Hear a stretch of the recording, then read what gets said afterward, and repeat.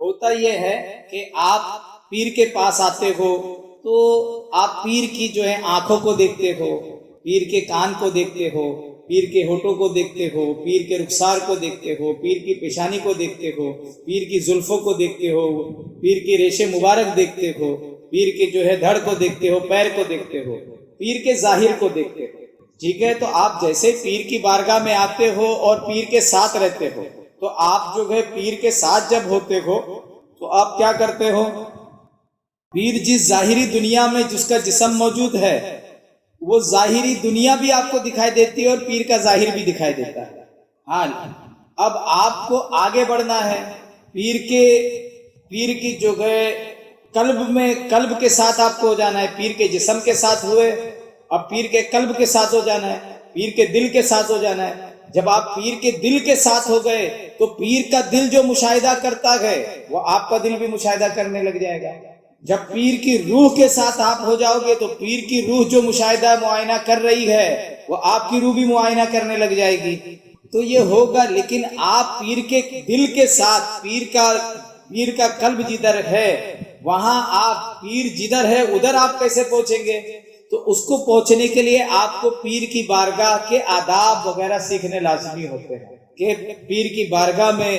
آخر پیر سے جو ہے آپ مرید تو ہو گئے، پیر سے محبت ہے تو آپ کی کیسی محبت ہونی چاہیے، پیر کی صحبت اختیار کرنا چاہیے تو اس کے لیے جو ہے صحبت کیسی اختیار کرنی، صحبت کے آداب کیا ہے، پیر کی بارگاہ میں آنے جانے اور پیر کی غیر موجودگی میں پیر کے تصورات میں اس کے پیر سے دور رہے اس کے آداب کیا ہے، پیر سے قریب رہے اس کے آداب کیا ہے، وہ آپ جانیں گے۔ پھر پیر جو حکم دے رہا ہے اس پر عمل کر کے، اور پیر جو خدمت کر رہا ہے، پیر کی جو بھی خدمت ہوتی ہے، چاہے جسمانی ہو، قلبی ہو، روحانی ہو، ہر طرح کی جو خدمت ہے وہ کرنے کے بعد دھیرے دھیرے آپ جو ہے پیر کے قلب سے اور پیر کی روح سے قریب ہوتے اور پیر جہاں ہوتا گئے آپ وہاں پہنچ جاتے ہو۔ اور پھر وہ وقت آتا ہے کہ پیر کا دل جو مشاہدہ کر رہا ہے، پیر کا قلب اطہر جن جلووں کو، جن انوار کو، جن تجلیات کا مشاہدہ کر رہا ہے وہ آپ کو بھی ہونا شروع ہو جاتا ہے۔ پیر کی روح جو سیر کر رہی ہے، جن عالموں کا مشاہدہ کر رہی ہے، جو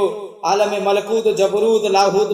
سیاہوت جو بھی مشاہدہ کر رہی ہے، آپ کی روح بھی اس کا مشاہدہ شروع کر دے گی۔ اور اس کے ساتھ ہی ساتھ آپ کو جو ہے جیسے پیر کو اپنی پہچان ہوتی جا رہی ہے، جب آپ پیر سے قریب ہوتے جائیں گے تو آپ کو بھی اپنی پہچان ہوتی جائے گی۔ تو اس لیے جو ہے نا پیر کی بارگاہ میں آپ کو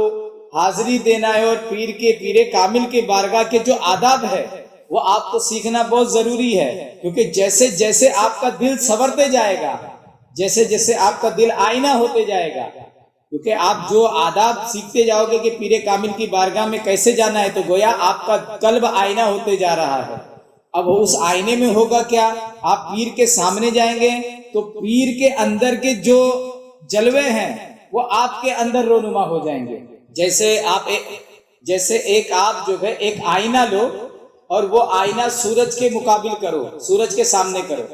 تو اب وہ آئینے میں سورج کا عکس گرے گا۔ اب اس کو تھوڑا سی چینج کرو، اب یہاں سے سورج کا جو ہے اس پہ روشنی گر رہی ہے، اب یہ آئینے کو تھوڑا ترچھا کرو، یہاں دوسرا آئینہ رکھو، اب اس کا عکس یہ آئینے پہ گر کے یہ بھی روشن ہو جائے گا۔ تو